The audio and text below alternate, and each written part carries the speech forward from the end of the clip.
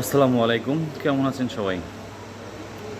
তো দীর্ঘ প্রতীক্ষার পর আবারও সুখবর আমাদের জন্য, শিক্ষকদের জন্য তো সাধারণত সুখবরই থাকে, হ্যাঁ। তো নতুন করে আবার ৭৭,০০০ শিক্ষক নিয়োগের একটা বিষয় আলোচনায় আসছে। অতি শীঘ্রই এটা কার্যকর করা হবে। আমরা দেখছি গতকাল শিক্ষামন্ত্রী ঘোষণা দিয়েছে যে এই যে এনটিআরসির মাধ্যমে নতুন করে আবারও ৭৭,০০০ শিক্ষক নিয়োগ হবে। তো যারা হচ্ছে এনটিআরসি থেকে পাশ করা, তাদের জন্য তো অবশ্যই সুখবর।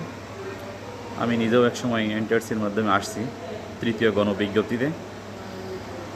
তো আসলে বেকার থাকা অবস্থার পরে যখন আসলে রেজাল্টটা হইল, সিলেকশন হয়েছিলাম, আমার যে রোল নম্বর ছিল ওটা দিয়ে সার্চ দিয়ে যখন দেখলাম যে ইউ আর সিলেক্টেড, হ্যাঁ, আসলে ওই দিন রাত্রে না আমার ঘুমাই নাই, পরপর 2 দিন রাত্রে ঘুমাই নাই। একদিন হচ্ছে ঢাকা থেকে আসছিলাম, গাড়ির পিছনে বসছি, তো সেটার কারণে ঘুমাই নাই। আর পরের দিন রেজাল্ট দিছে যে হচ্ছে যে তৃতীয় গণবিজ্ঞপ্তির রেজাল্ট।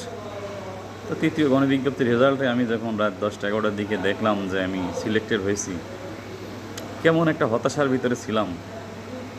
আর এত শান্তি, হ্যাঁ, সারা মানে এত মানসিক একটা প্রশান্তি কাজ করছিল ওই সময়। তো আবারও আমাদের গণবিজ্ঞপ্তি সামনে আসতে যাচ্ছে, ৭৭,০০০-এর একটা নিয়োগ হবে, এটা স্কুল এবং মাদ্রাসায়।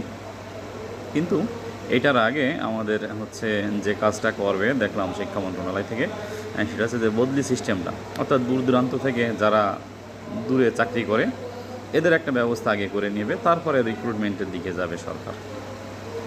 তো সবাই ভালো থাকবেন, ধন্যবাদ।